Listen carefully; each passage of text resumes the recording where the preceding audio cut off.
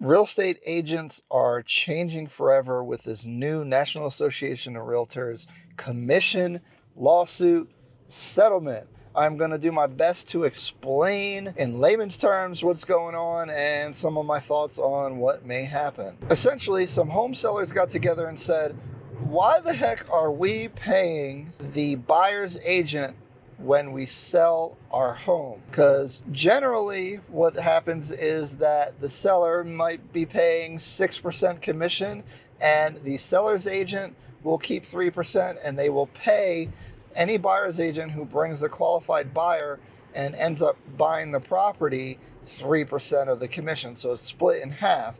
And the seller's argument is, well, why the heck am I as a seller paying for the buyer?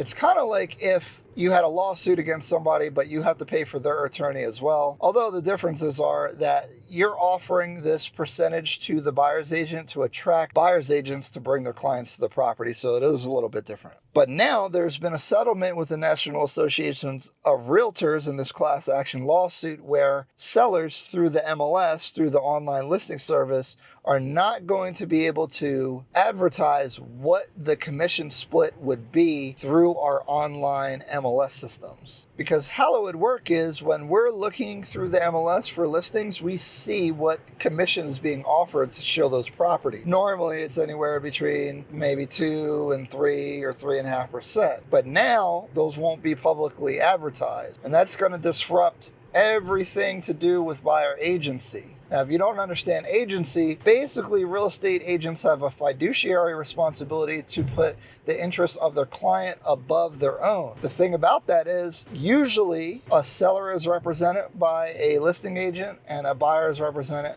by a buyer's agent. And it's that agent's job to advocate on behalf of their client, negotiate as strong as they can to get whatever that client wants done. So there's a lot of theories on how this is going to impact not only clients, but also real estate agents. My first thought is that many buyers are going to go unrepresented, especially in the entry-level pricing or even mid-level pricing.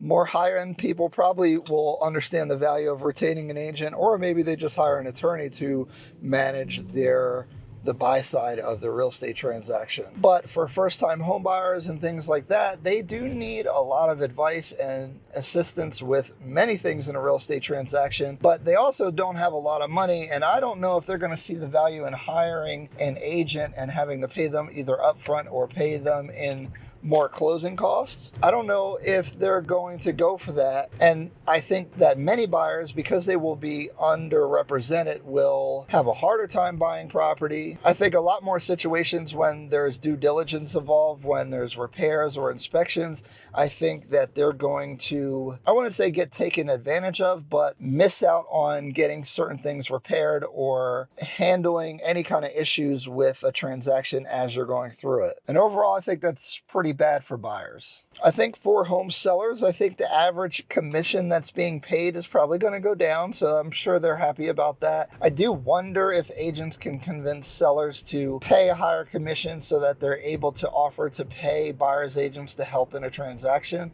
I don't know if that's going to be the case though. This is kind of an exciting time for real estate agents. I know many of them are going to be upset because they're not very open to change, but I do think it's an opportunity because it's been very busy for buyer's agents, and a lot of times you'll waste your time showing a lot of properties and a client might not even close on a property, so you showed them 20, 30, 40, 50 houses and they don't buy anything and you don't get paid at all in the normal system. Now, if you could justify your value to a buyer, you can work out an arrangement where maybe they pay you a certain fee up front to start working with them, and maybe some of it can be recouped through a negotiation with the seller, which this could kind of work out for buyer's agents where it's a little bit more reliable that you're going to get paid when you're working with buyers. But it's going to be a bit more challenging because you're going to have to negotiate your commission independently with every seller that you encounter. And the problem with that is you might do a disservice to the buyer because maybe one offer is better than the other, but they don't want to take it because then they're going to have to pay the buyer's commission, which could make buyers miss miss out on a property that they probably could have gotten without the buyer agent. But overall, I think if agents, especially buyer agents, can justify their value to clients,